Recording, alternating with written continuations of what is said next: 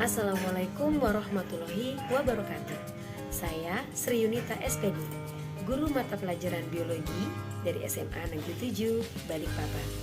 Pada kesempatan kali ini, saya akan menyampaikan materi keanekaragaman hayati di Indonesia dengan tujuan pembelajaran 10.5, menganalisis sajian melalui bagan mengenai dua jenis bioteknologi, modern dan konvensional, dalam mengatasi kelangkaan keanekaragaman hayati melalui telaah artikel. Baiklah, mari kita simak video pembelajaran berikut ini secara seksama.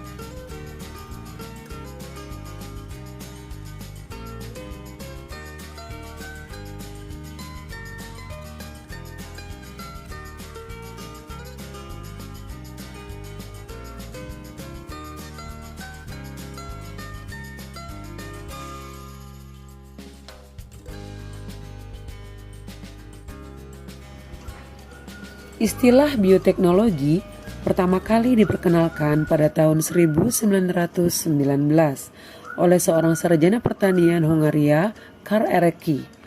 Bioteknologi adalah perpaduan yang harmonis antara biologi dan teknologi dan dapat diartikan sebagai pemanfaatan sistem biologi, makhluk hidup, dan produknya untuk mengubah atau memperbaiki kesehatan manusia dan lingkungannya.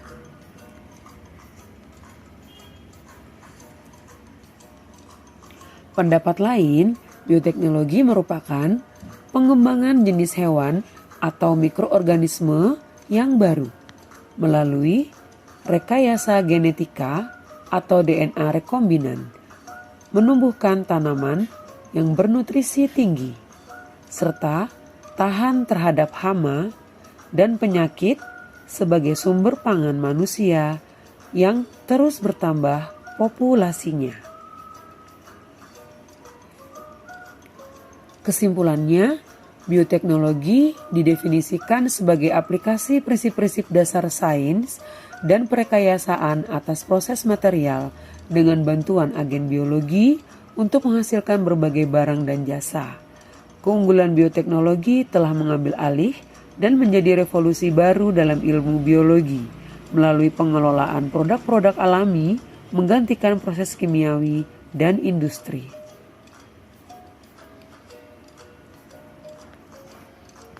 Ilmu-ilmu pendukung dalam bioteknologi diantaranya adalah mikrobiologi, biokimia, genetika, biologi sel, teknik kimia, teknologi bioinformatika dan biologi komputasi, teknologi antibodi monoklonal, teknologi sel kultur jaringan, teknologi rekayasa genetika, teknologi rekayasa protein, teknologi biofisika, enzimologi, dan lain sebagainya.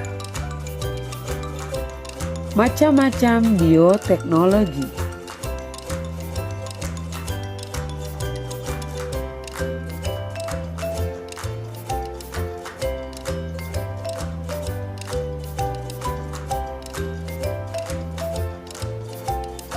Yang pertama, bioteknologi modern. Bioteknologi modern kita kenal dengan teknik yang melibatkan rekayasa genetika sehingga menghasilkan DNA rekombinan dan organisme transgenik yang dapat dimanfaatkan untuk menghasilkan produk yang diinginkan seperti bayi tabung, hormon, antibiotik, dan vaksin. Manfaat bioteknologi modern diantaranya menghasilkan tanaman yang tahan lama dari penyakit melalui proses rekayasa genetika, menghasilkan metode untuk menangani dan mengobati penyakit tertentu, misalnya terapi gen yang dapat digunakan untuk usaha perbaikan kelainan genetik pada manusia. Dalam bioteknologi yang modern diupayakan untuk dapat menghasilkan produk dalam jumlah besar secara efektif dan efisien dengan menggunakan peralatan yang canggih. Dalam bioteknologi modern, selain menggunakan mikroorganisme, juga dapat menggunakan bagian-bagian tubuh mikroorganisme, tumbuhan, dan juga hewan. Contohnya yang pertama adalah tanaman transgenik yang merupakan tanaman yang mengalami perubahan susunan informasi genetik dalam tubuhnya. Tanaman transgenik ini merupakan suatu alternatif agar tanaman tahan terhadap hama sehingga hasil panen dapat melimpah. Gen yang diinginkan dapat diambil dari tanaman lain, hewan, cendawan, atau bakteri. Setelah gen yang diinginkan dapat, maka dilakukan perbanyakan gen yang disebut dengan istilah cloning gen. Apabila gen yang diinginkan telah diperbanyak dalam jumlah yang cukup, maka akan dilakukan transfer gen asing tersebut ke dalam sel tumbuhan yang berasal dari bagian tertentu. Salah satunya adalah bagian daun, ya. Dan beberapa metode yang dilakukan adalah metode senjata gen, transformasi DNA yang diperantai bakteri. Kedua, ada hewan transgenik. Hewan transgenik merupakan bahan penelitian para ilmuwan untuk menemukan jenis penyakit yang menyerang hewan tertentu dan cara penanggulangannya.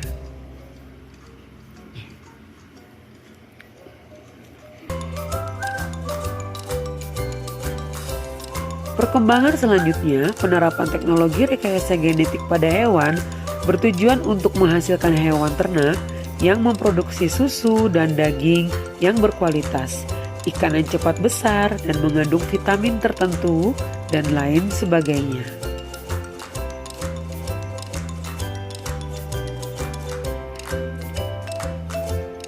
Kedua, ada bioteknologi konvensional atau sederhana yang tidak melibatkan perubahan DNA organisme. Terdapat contoh-contoh yang lain seperti yogurt, tapai, roti, keju, kecap, tempe, dan lain sebagainya.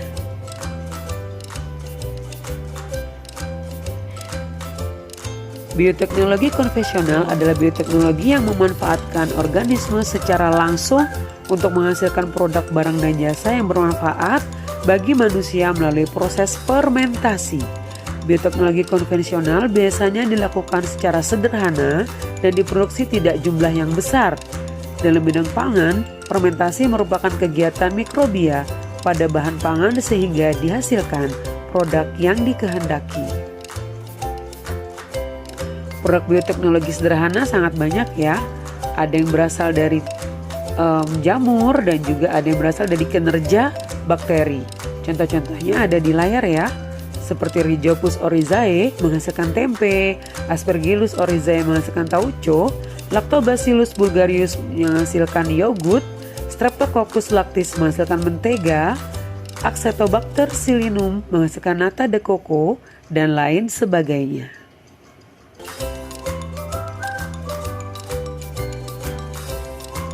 Terima kasih sudah memperhatikan. Semoga bermanfaat untuk kalian semua.